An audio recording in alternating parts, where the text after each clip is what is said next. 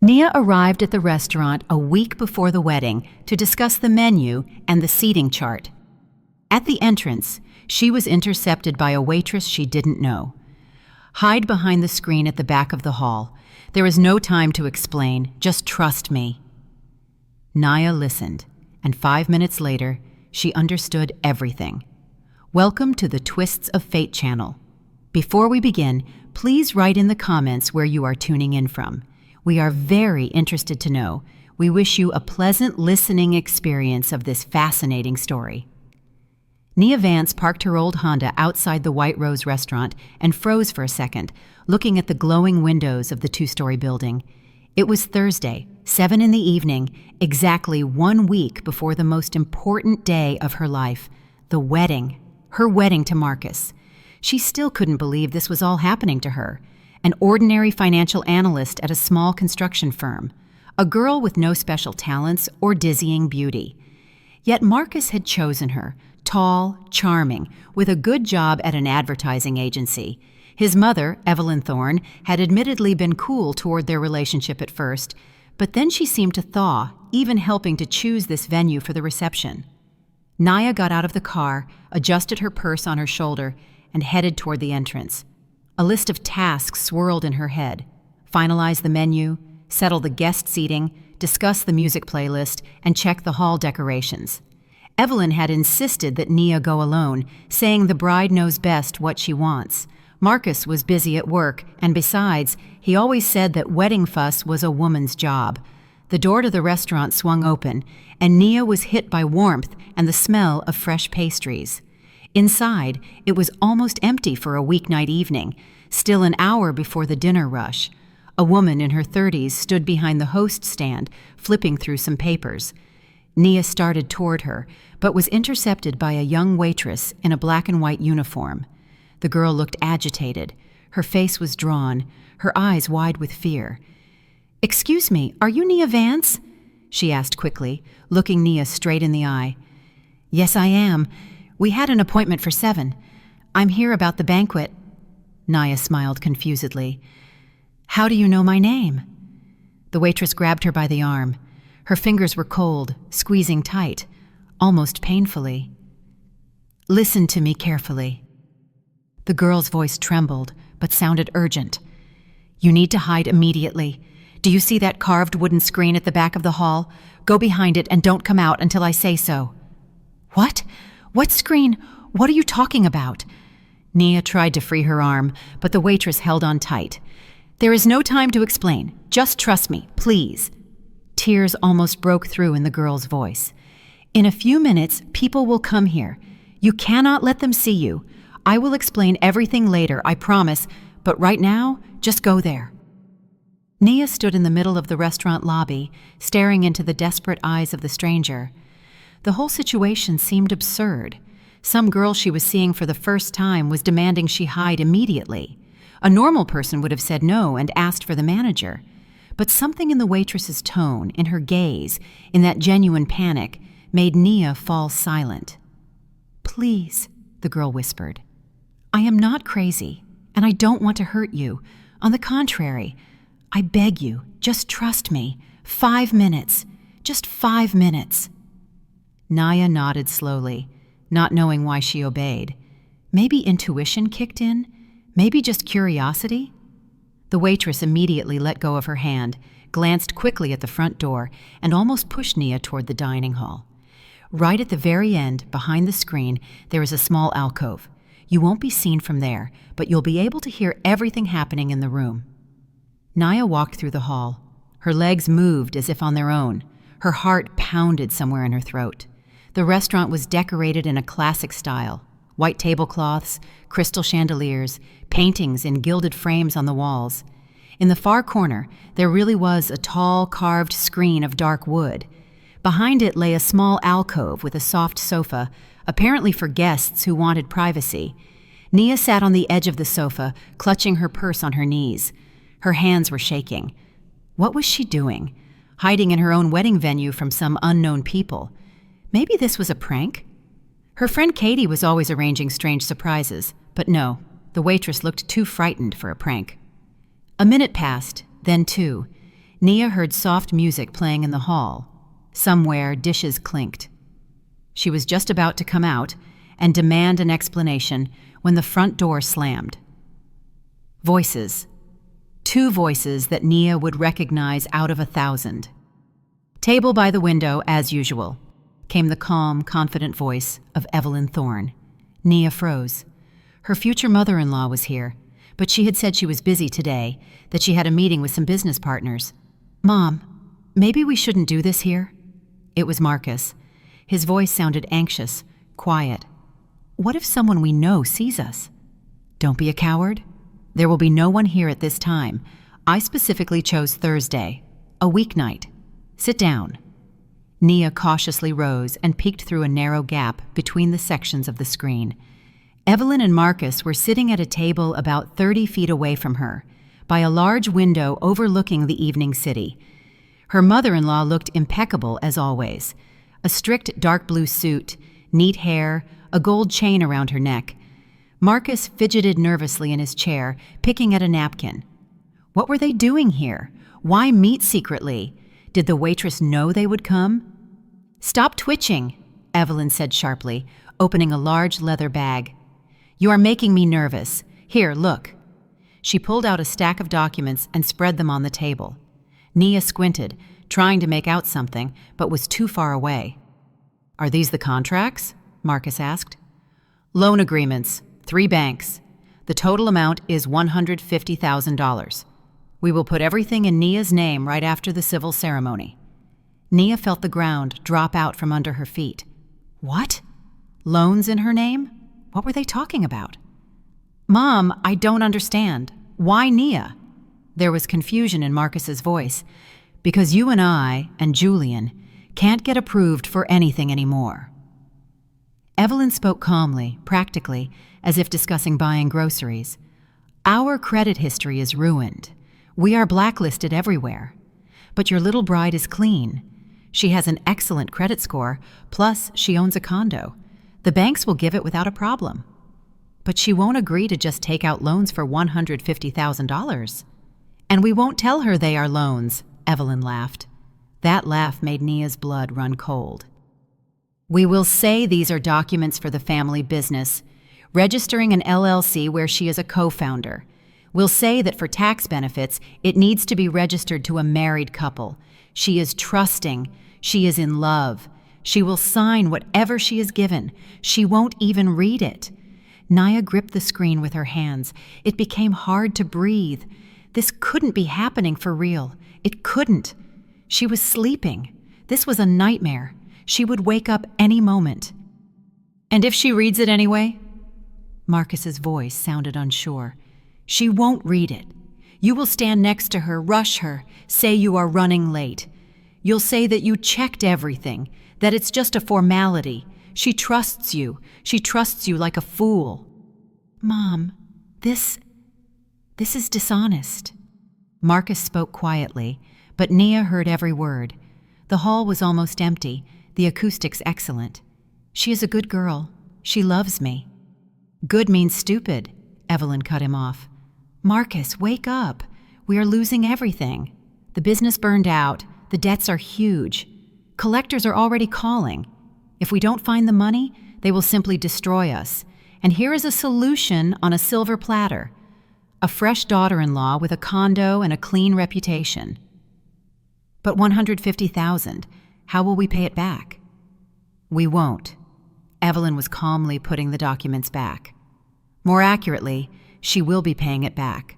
The loans are in her name. The condo is collateral. In 6 months, you will get a divorce." "What?" Marcus almost cried out. "Quiet, you idiot!" His mother looked around, but there was no one in the hall. That young waitress seemed to have dissolved into thin air. 6 months after the wedding, you will file for divorce. You'll say irreconcilable differences. By law, assets are divided, but debts remain with the person whose name they are on, that is, on her. But that is low, Mom. It is survival. Evelyn took a mirror out of her purse and fixed her hair. Julian and I already pulled this off 3 years ago. Everything went smoothly. The girl was left with the debts. We got the money, closed some holes. True, it didn't last long. Naya listened and didn't believe her ears. 3 years ago. That meant this wasn't the first time. They had already done this to someone. Julian married someone specifically for this too? Marcus asked. Well, of course. She was a nice girl. True, she figured out the scheme too quickly. We had to act tougher, but in the end, it all worked out. She is working somewhere now, paying off loans, and we are alive and well. Marcus was silent. Nia saw his profile, his clenched jaw, his slumped shoulders. He looked crushed, but not protesting, not indignant, just accepting. Marcus, I understand it's unpleasant for you. Evelyn's voice became softer, almost tender. You are a good boy. You have a conscience. But the world is cruel, son. It is us or them. And it is better that some random girl suffers than my family ends up on the street. You don't want your mother to live in poverty, do you? No, of course not. That's wonderful. So we do as I said. After the ceremony, we will have 3 days before you fly to the resort. During those 3 days, you will bring her to the notary's office. She will sign a power of attorney for me to manage her property. You'll say it is for setting up joint ownership so I can handle legal issues while you are away. Then you bring her to the bank. There she will sign the loan agreements. I will be with you. I will control everything. And if she finds out later, she'll sue. Sue for what? Evelyn chuckled. The documents are signed by her hand. The notary will certify that she was of sound mind and memory. No threats, no coercion. Just a stupid girl trusted her husband and mother-in-law. It happens. Besides, by the time she figures out what's what, you will already be divorced, and I will be completely on the sidelines. Let her try to prove something. Naya listened to this conversation and felt everything inside her slowly freezing. There were no tears, no hysterics, just an icy emptiness spreading through her veins. The person she loved, to whom she was going to give her life, who kissed her and whispered how dear she was to him. This person sat across from his mother and discussed how to deceive her, rob her, and leave her with massive debts. Mom, what if she suspects something after all? She isn't a complete fool. She works as an analyst. She deals with numbers.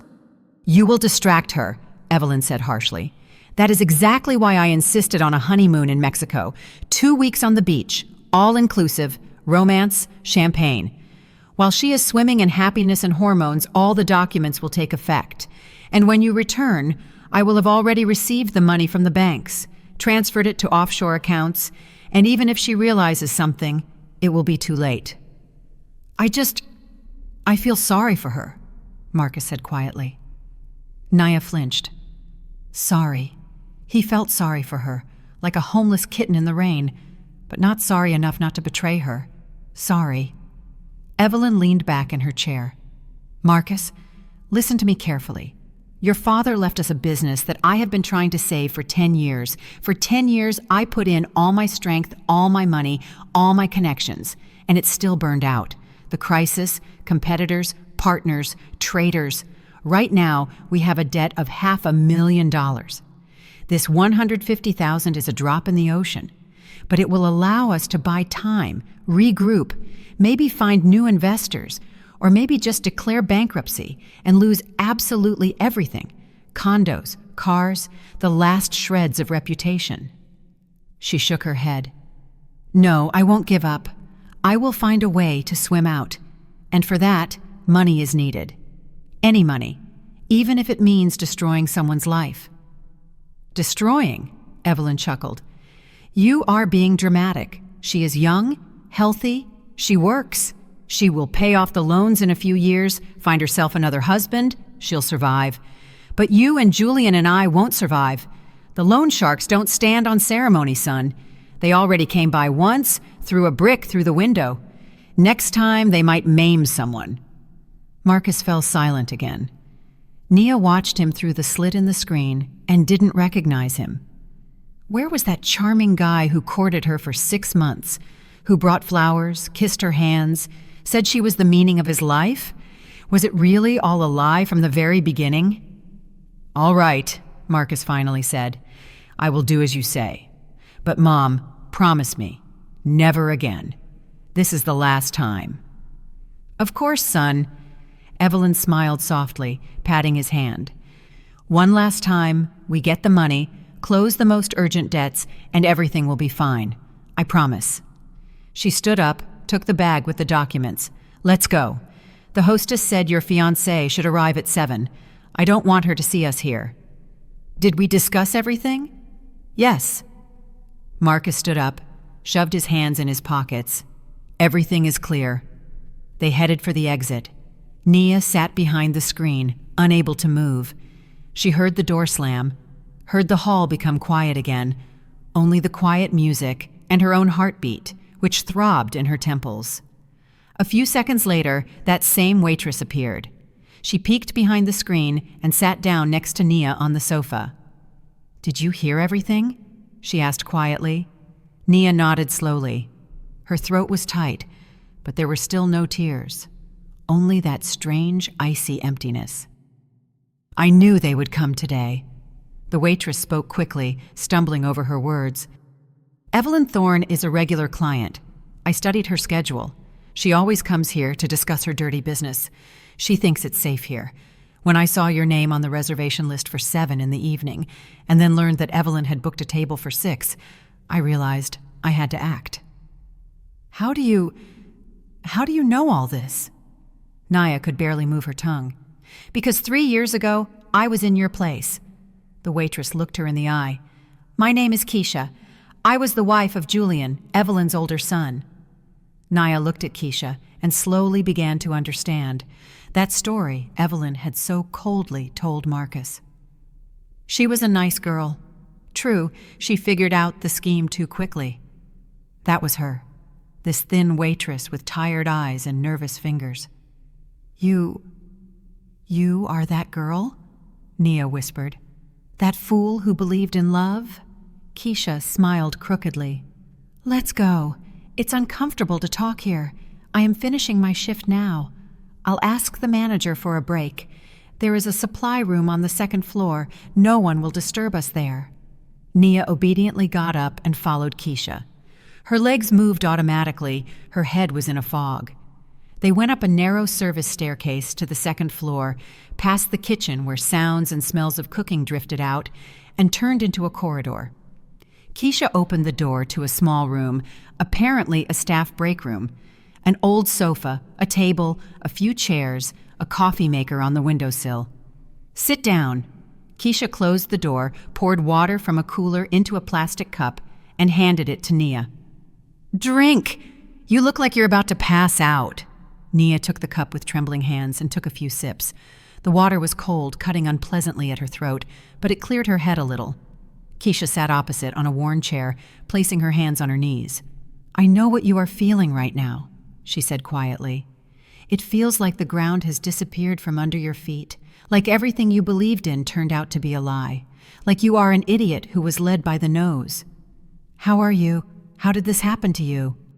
Nia put the cup on the table, clenched her hands into fists to stop the trembling.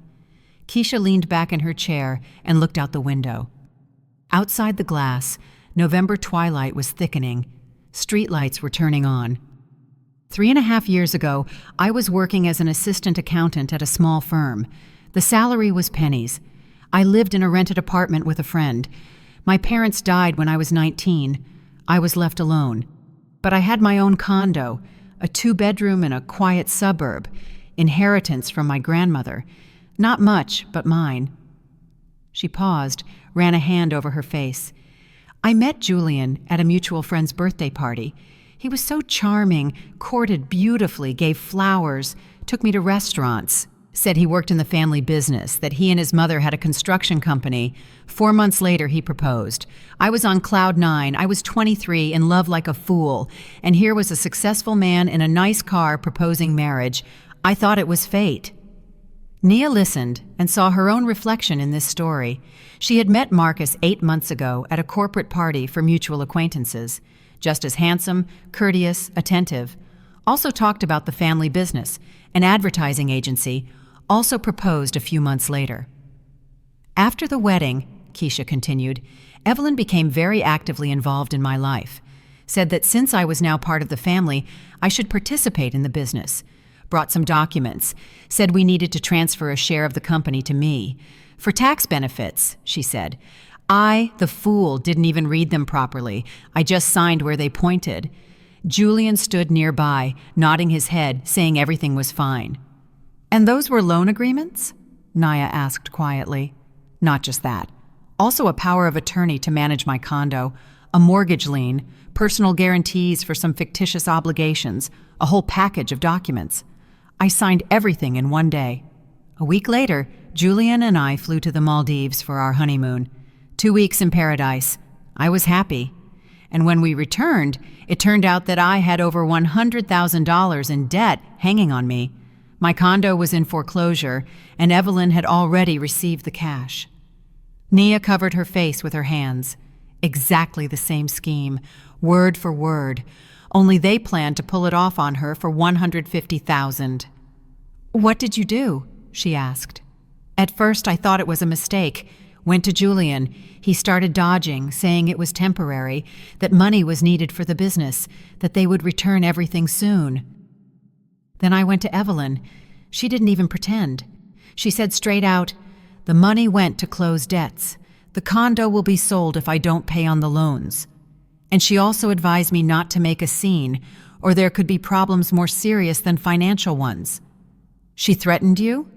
Hinted, said she had connections in law enforcement, that if I went to the police, I would end up guilty of fraud myself, like I dragged their family into some illegal schemes. After all their documents were clean, everything processed according to the law. I signed it myself. The notary certified it. Proving coercion is impossible. Keisha stood up, walked to the window, leaned on the sill. I tried to fight, hired a lawyer with my last money. He said the case was almost hopeless. All signatures were mine. All documents were executed correctly. The only chance was if other victims of this family were found. Then we could prove systematic fraud. But where to find them? Julian filed for divorce 2 months after the wedding. Said I was hysterical and we were incompatible. We split quickly. By court order, the debts remained with me. And you are still paying? Nia's voice trembled. I am paying. Had to sell the condo. The bank took the money to cover the debt.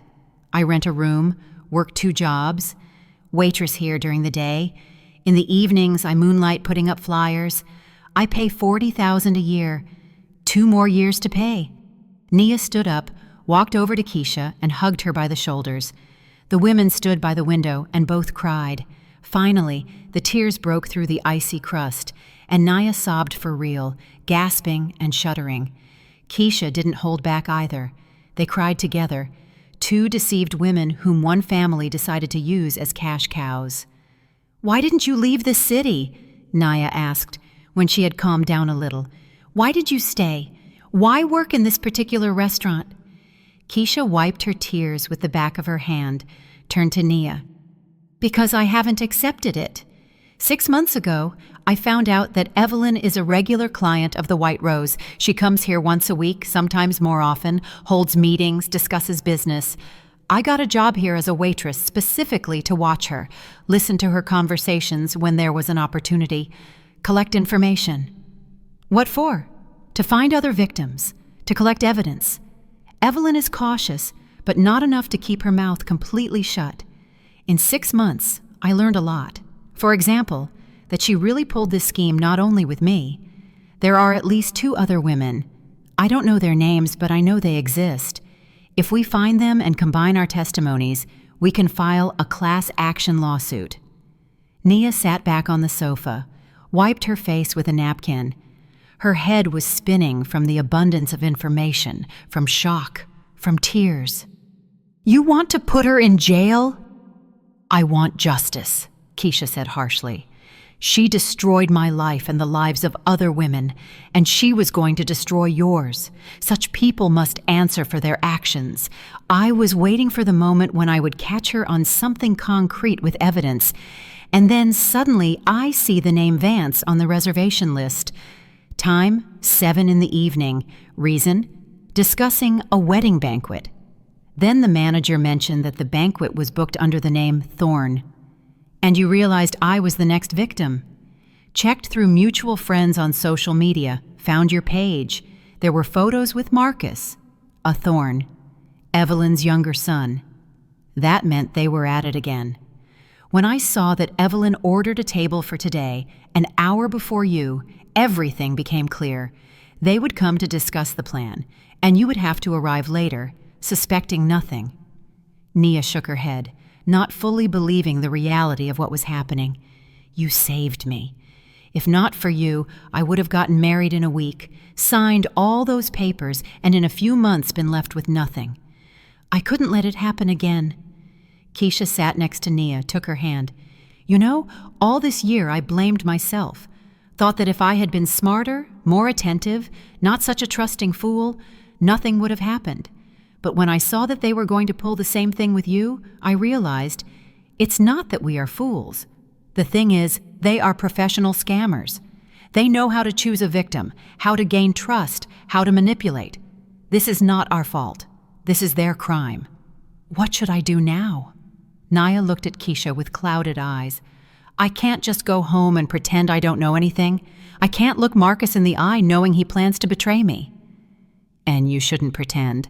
Keisha squeezed her hand tighter. But showing that you know their plans is also impossible. If they realize you know, they will simply disappear, find another victim, and it will all start over. Then what?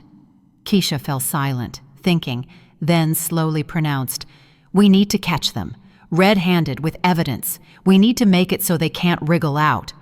Are you ready for this? Nia raised her head, looked Keisha in the eyes. Through the tears, through the pain, through the shock, something else was breaking through. Anger. Cold, hard anger. I'm ready, she said. Tell me what to do. Keisha nodded, took out her phone. First, we need a lawyer. A good lawyer who specializes in fraud. I have the contact of the one who helped me 3 years ago. He is honest, experienced. We'll explain the situation to him. He will advise on how to act from a legal point of view. Okay. Second, we need to go to the police, but not just walk in and complain. We need evidence. Today's conversation between Evelyn and Marcus is already something, but it wasn't recorded. We need them to repeat their intentions in front of witnesses or on a recording. How do we do that? You must continue to play the role of the unsuspecting bride. Meet with Marcus, talk about the wedding, rejoice. And when Evelyn or Marcus start slipping you documents, you must record that moment on your phone, on a voice recorder, however you can. The main thing is to document that they are offering you papers to sign under false pretenses. Nia nodded, absorbing every word. And third, Keisha paused, we need to find other victims. If we combine our testimonies, the case will be much stronger. I know such women exist. Evelyn mentioned once in conversation that the scheme has been working for 5 years. That means besides me, there is at least 1 or 2 more. How do we find them? Through the courts. Divorce cases for Julian and Marcus are public information. We can request through the lawyer, see if they had other marriages that ended quickly, find these women and talk to them. Nia stood up, paced the room. Her head was still foggy, but a plan was starting to break through, a clear, sequential plan. When is the wedding? Keisha asked. In a week, next Saturday. That means we have a week to prepare everything. It's not much, but we'll have to make it work. The main thing is not to give yourself away. Marcus must suspect nothing. I can handle it. Nia said it quietly but firmly. I will play the role of the love-struck fool so well he won't guess a thing. Keisha smiled for the first time during the whole conversation. You are strong. That is good. You will need all your strength. They exchanged phone numbers. Keisha dictated the lawyer's contact info, wrote down his office address. They agreed to meet tomorrow evening to discuss details. Are you going home now? Keisha asked. To Marcus. I've been living with him for the last 2 months. Moved almost everything to his place. Can you keep a straight face? Nia took a deep breath, wiped the last tears, took a mirror out of her purse, touched up her lipstick, fixed her hair. A pale face with red eyes was reflected in the mirror, but the gaze was steady. I can, she said. I have no other choice. They went down the back stairs. The hall was already more crowded. Waiters scurried between tables. The manager looked at Nia in surprise, walked up to her. "Good evening. You are here about the Thorn banquet, correct? I'm sorry we lost you. Thought you weren't coming." "Yes, sorry, got held up." Nia feigned a guilty smile. "Can we discuss the details now?" "Of course, come into my office." They sat for half an hour discussing the menu, drinks, hall decorations. Nia took notes, nodded, smiled. Inside, a storm was still raging, but on the outside, she looked like an ordinary bride concerned with organizing a celebration. When everything was discussed, Nia left the restaurant. It was completely dark outside. A fine rain was falling. She got into her car, started the engine, but didn't move. She laid her head on the steering wheel and just sat like that for a few minutes, allowing herself a final moment of weakness. Then she raised her head, wiped her face with the sleeve of her jacket, turned on the headlights, and drove to Marcus's home. To the man who was supposed to become her husband in a week. To the man who planned to destroy her life. She drove through the night city and repeated to herself like a mantra, "I can handle this. I am strong. I won't let them win." Nia parked at Marcus's building and sat in the car for a few minutes, gathering her courage. A 5-story walk-up in a quiet residential area. The windows on the 3rd floor glowed with warm yellow light. Marcus was home, waiting for her. She had to go in there and pretend that nothing had changed, that she was still that same trusting Nia who loved him and dreamed of a wedding. She took out her phone, looked at the screen. 3 missed calls from Marcus. "Where are you? How did the meeting at the restaurant go? Nia, are you coming soon?"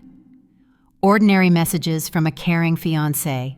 Now, every word read differently, with a taste of lies. Nia typed a reply. "Driving. Almost there. Discussed everything. It will be beautiful."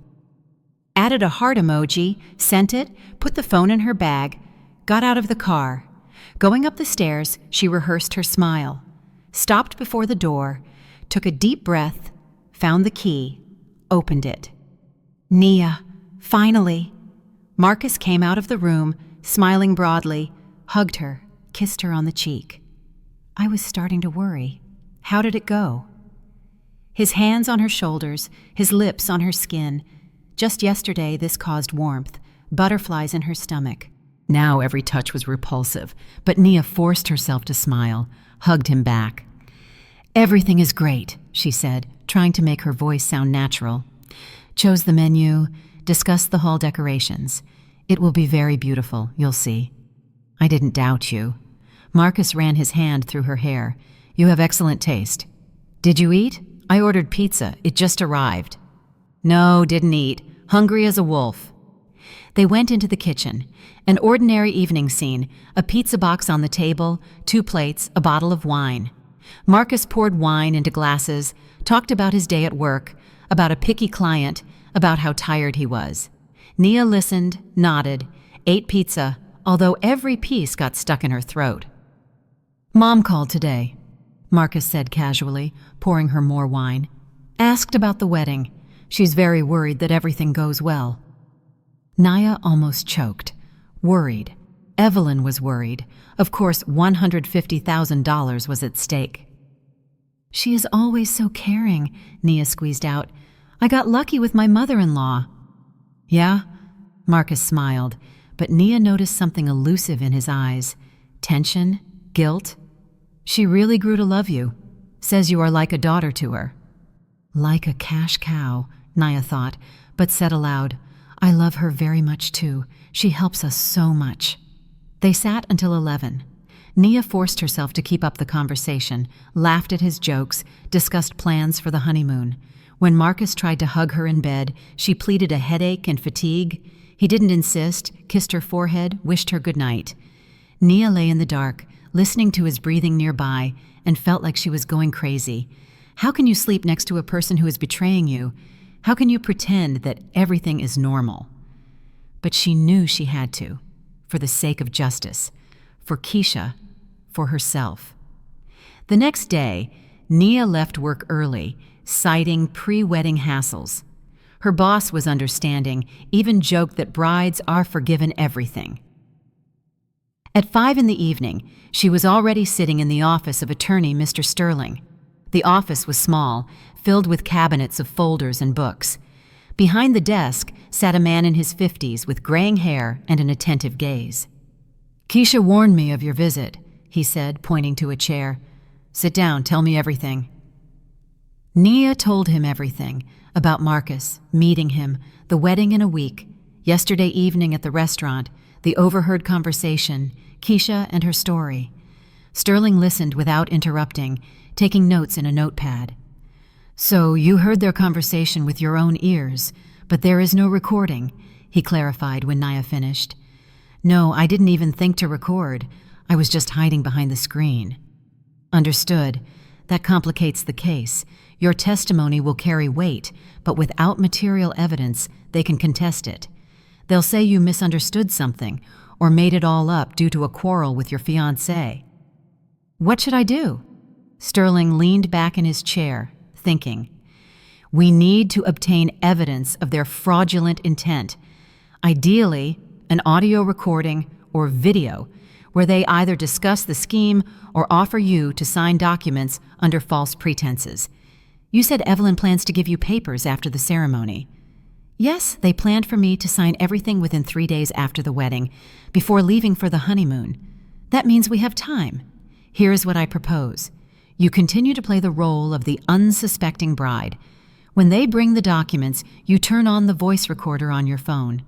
Let them explain to you what these papers are, why they are needed. If they lie, say that these are not loan agreements but something else. That will be proof of deception." "Is that enough, combined with other evidence?" "Yes. Plus, we need to pull up the divorce cases of Evelyn Thorne's sons. I will make inquiries at the courts, get the information. If there are disputes about debts, about division of property according to strange schemes, that will also work in our favor." Nia nodded, absorbing the information. "And most importantly," Sterling continued, "we need to find other victims. Keisha is the first. You are a potential second, but they haven't scammed you yet, so your case is preventative. We need actual victims. If we find at least one more woman who suffered from this family, we can file a collective report to the police. Then they will open a criminal case for large-scale fraud." "How do we find them?" "Through civil records, through courts. I have assistants who will handle this. Give me a couple of days." They talked for another hour, discussing details. Sterling explained exactly which phrases to try to capture on the recording, how to behave so as not to arouse suspicion. When Nia was leaving, he said, "You are a very brave young woman. Not everyone is capable of this. Hang in there. We will get them." The next day, Nia met with Keisha in a small cafe on the outskirts of the city. The women sat in a far corner, speaking in low voices. "Sterling called me this morning," Keisha said. His assistant already started checking. "Found interesting information." "What kind?" "Julian had 2 marriages. One lasted 2 months, divorced 3.5 years ago. That's me. But it turns out, a year before me, there was another marriage. Lasted only 4 months. A woman named Renee Brooks. After the divorce, she filed a lawsuit to declare the transactions invalid, but lost." Nia straightened up. "That means she is a victim too." "Looks like it. Sterling already found her contact info. She lives in a neighboring district, works as a salesperson in a clothing store. I want to meet her, talk. Maybe she will agree to testify." "I'll go with you," Nia said decisively. "I'm sure it might be hard, listening to someone else's pain that is so similar to yours. Are you sure? We must be together in this." The next evening, the 3 of them sat in the same cafe. Renee Brooks turned out to be a woman of about 35, thin with a tired face and nervous hands. When Keisha explained why they had come, Renee initially wanted to leave. "I don't want to dig up the past," she said, standing up. "It was 4 years ago. I made my peace with it." "Renee, wait." Nia took her hand. "They are going to do the same thing to me. My wedding is in a week. If you don't help, I will become the third victim, and then there will be a fourth, a fifth. They won't stop. Renee slowly sank back into the chair, silent, looking out the window. Then she asked quietly, "What do you want from me?" "Tell your story. Give a statement. Help us stop them." Renee covered her face with her hands. Her shoulders shook. Keisha hugged her. They sat like that for a few minutes, and then Renee began to speak. Her story was almost a carbon copy of Keisha's story. Meeting Julian, a quick wedding, documents for the family business, honeymoon, return and discovery of debts for nearly $100,000, divorce 4 months later, loss of her condo, years of payments. "I tried to fight," Renee spoke through tears. "Sued, tried to prove I was deceived, but they had all the documents in order. Good lawyers, connections. The judge ruled against me. I lost my last money on legal fees, but now it's different," Keisha said. "There are already 3 of us. 3 women, 3 identical stories. This is not a coincidence, it's a system. Sterling says that with 3 victims, the case is much stronger. Do you really think they can be put in jail?" There was hope in Renee's voice. "We don't just think, we will do everything for it," Naya said firmly. Renee wiped her tears, straightened up. "Okay, I'm with you. Tell me what needs to be done." The following days flew by in feverish preparation. Sterling processed documents, collected dossiers. Keisha and Renee reconstructed all the details of their stories, dug up old papers. Nia continued to live a double life. By day, she was a happy bride. Met with Marcus, discussed final preparations, tried on dresses, had dinner with his mother, who smiled sweetly and talked about how glad she was for the addition to the family. Nia looked Evelyn in the eye and smiled back, although inside she was boiling with rage. In the evenings, when Marcus fell asleep, she texted Keisha and Sterling, planning the next steps. Recorded on her phone everything Marcus and his mother said, any mentions of documents, of important papers after the wedding. 3 days before the wedding, Evelyn stopped by their place, brought a cake, sat in the kitchen to drink tea. Marcus was in the shower.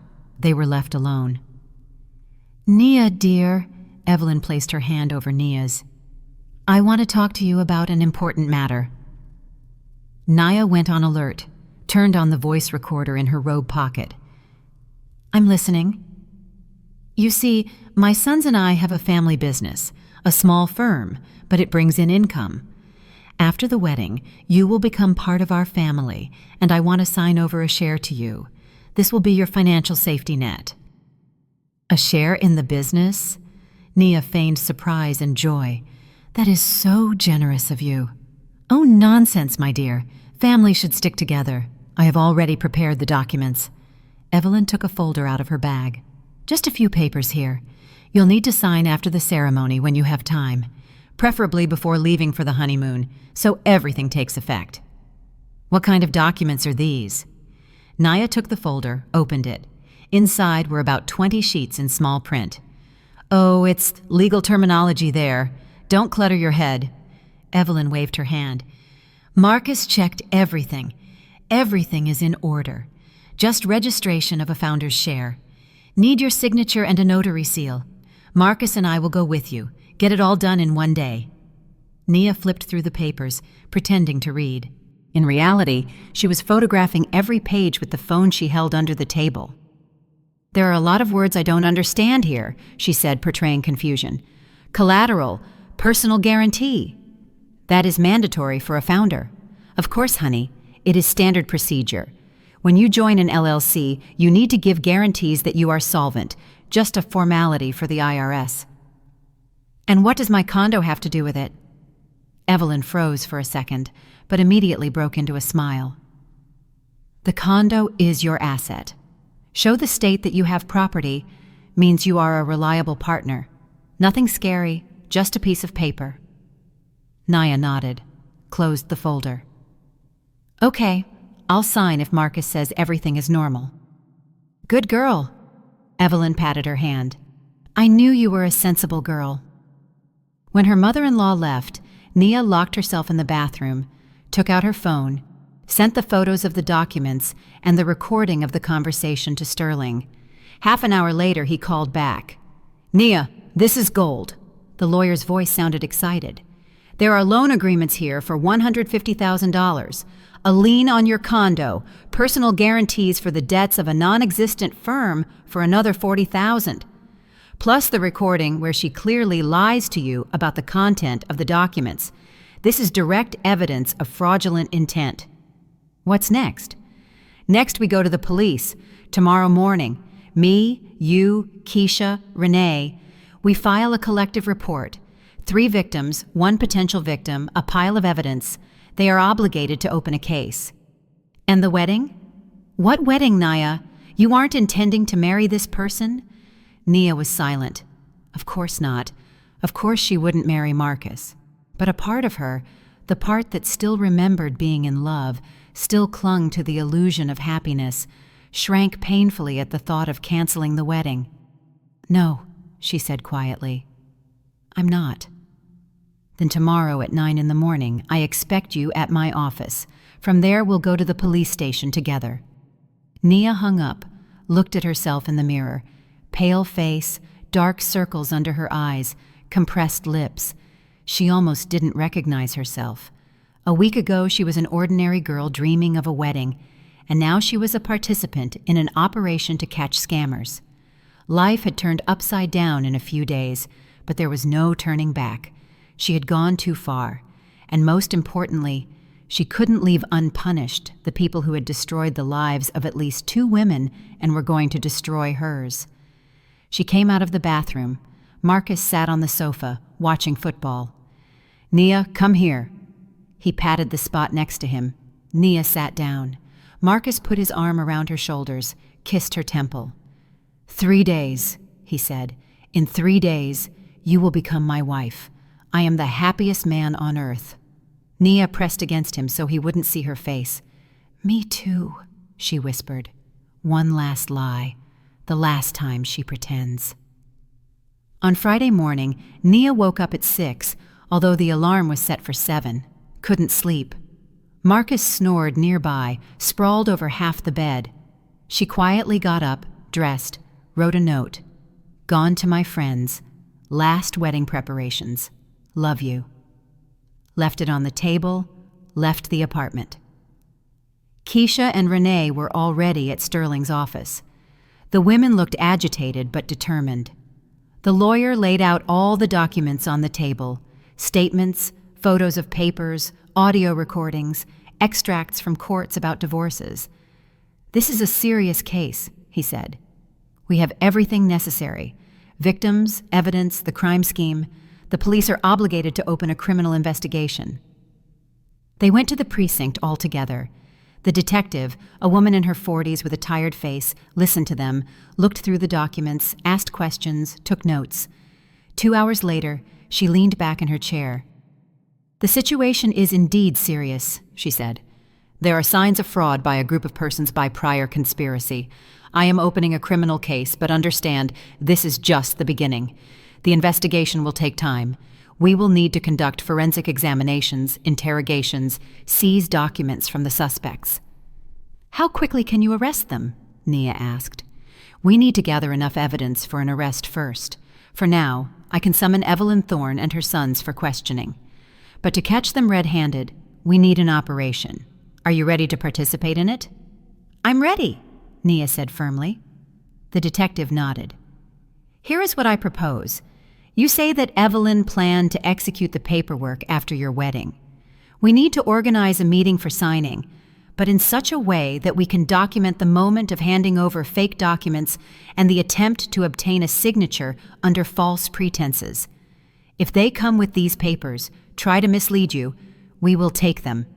But the wedding is the day after tomorrow." Nia paused. "I can't marry him, and you don't have to. Cancel the wedding. Say that you need to urgently sign some documents before the celebration, for example, for tax benefits or for joint ownership. Invent any excuse, just so they bring these papers. Schedule a meeting at a notary office. We will be there." Nia nodded, although everything inside her tightened. Cancel the wedding. Finally, irrevocably. Call all the guests. Say everything is canceled. Explain, lie, endure questions. I'll do it, she said. They left the police station around 1 in the afternoon. Keisha hugged Naya goodbye. Hang in there. The hardest part is ahead. Naya got in her car, took out her phone. 15 missed calls from Marcus. Messages. Where are you? Nia, answer. I'm worried. Are you okay? She dialed his number. He answered on the first ring. Nia, God, where have you been? I was going crazy. Sorry, Marcus. Was at a friend's discussing the bachelorette party. Phone was on silent. You scared me. Okay, main thing is, you're okay. Coming home? Soon. In about 2 hours. We need to talk. About what? About the documents. Your mom gave me papers to sign. I want to get everything filed before the wedding so I don't get distracted later. Pause. Nia heard Marcus breathing into the phone. Yes. Mom said it was better after the ceremony. No, I want to. It will make me calmer. Let's go to the notary tomorrow morning, sign everything, and that's it. So on the wedding day, we don't think about anything. Okay. Marcus spoke slowly, as if weighing every word. I'll call Mom right now. Arrange it. Great. I'll be there soon. She hung up, leaned on the steering wheel, breathing deeply, trying to calm her pounding heart.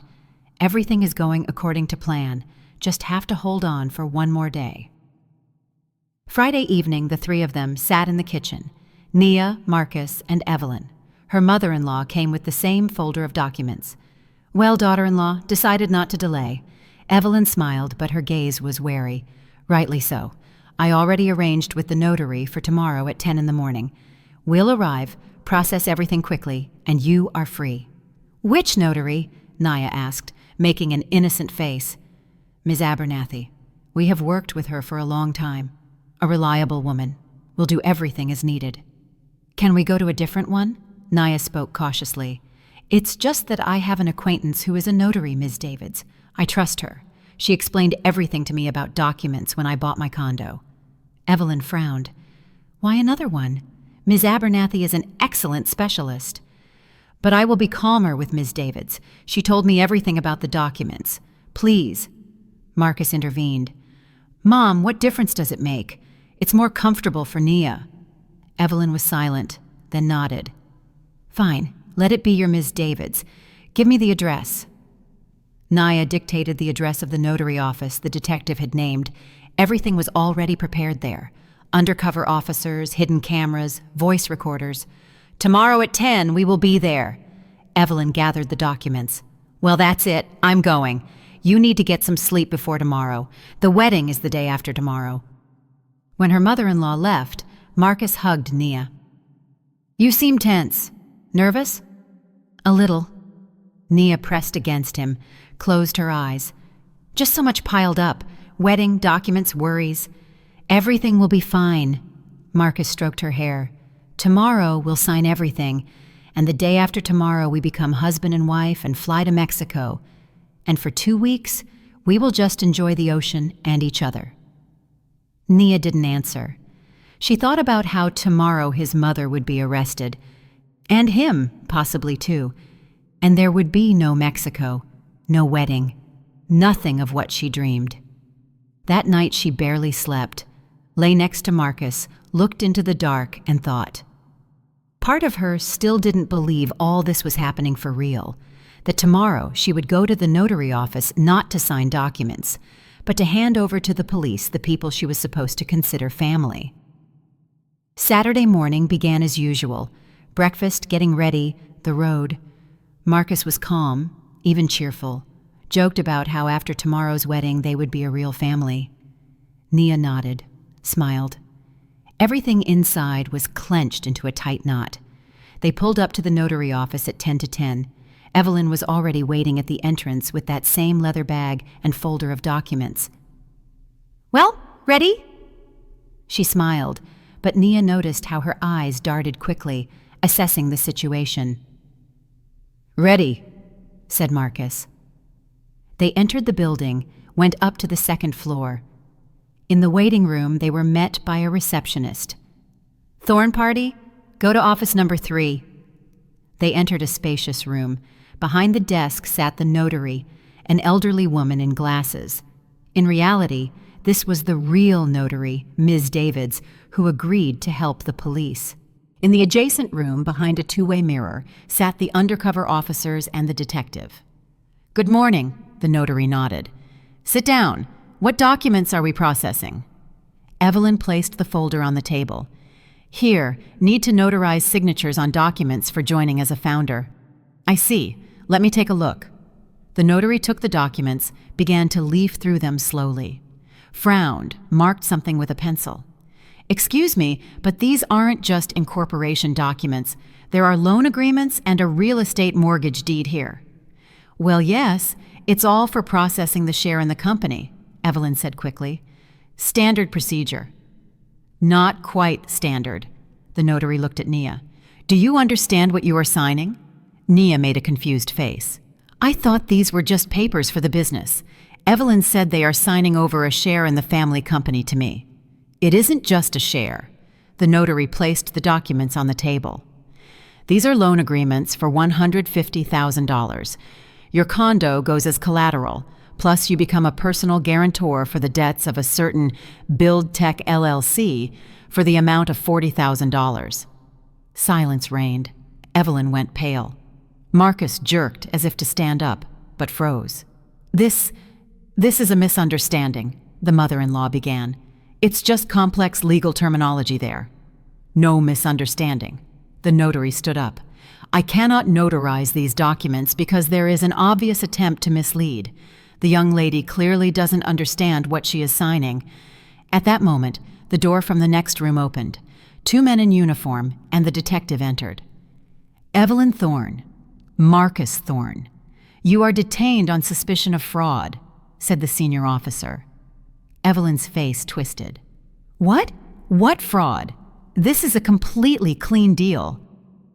"A deal in which you tried to deceive your son's fiancée by forcing her to sign loan agreements under the guise of incorporation documents." The detective placed a voice recorder on the table. "We have a recording of your conversation in the restaurant with your son, where you discussed the scheme. There are statements from two women who have already suffered from your actions. There is forensic analysis of the documents, and there is today's attempt captured on camera." Evelyn slowly sank onto a chair. Marcus stood ashen, unable to move. "It's her!" The mother-in-law pointed a finger at Nia. "She set it all up. Entrapment." "No entrapment," the detective said calmly. "You brought the fake documents yourselves. You tried to obtain the signature by deception yourselves. Nia Vance simply exercised her right to defense." Officers handcuffed Evelyn. She screamed, threatened, cursed Nia. Marcus stood looking at Nia with glazed eyes. "Nia," he whispered, "you knew." "I knew." She looked him straight in the eye. "I knew everything. Since that very evening in the restaurant when you and your mom discussed how to rob me." "But I didn't want to. It's all Mom." "You knew and you stayed silent." Nia felt something cold and hard rising inside her. "You sat across from her and nodded when she explained the scheme to you. You were going to marry me, use me, rob me, and dump me. You chose her, her money, her plan. You didn't choose me, Marcus." "Nia, forgive me." Marcus's voice cracked. "Mr. Thorne, you will also have to come with us to give a statement," the officer said. I was against it." Marcus grabbed Nia's hands. "I told Mom it was wrong. I didn't want to deceive you." "But you deceived me." Nia pulled her hands away. "Every day, every hour. You kissed me and planned betrayal. You talked about love and thought about money. You aren't weak, Marcus. You are vile, and we are finished. Nia, please give me a chance. I love you. If you loved me, you wouldn't be sitting in a restaurant discussing how to rob me." Nia's voice was firm. "Go with the police, Marcus. You have things to tell the detective." The officers led Marcus away. He looked back, tried to say something, but Nia turned away. She didn't want to see his face or hear his voice anymore. When the three of them were left, Nia, the detective, and the notary, silence fell. Nia sank onto a chair, covered her face with her hands. "You are a very brave young woman," the detective said. "Not everyone is capable of this." "I don't feel brave." Nia raised her head. I feel broken. My wedding was supposed to be tomorrow, and instead I turned the man I love into the police. Loved, the detective corrected gently. Past tense. You loved an illusion, a person you invented. The real Marcus Thorne turned out to be completely different. Nia nodded.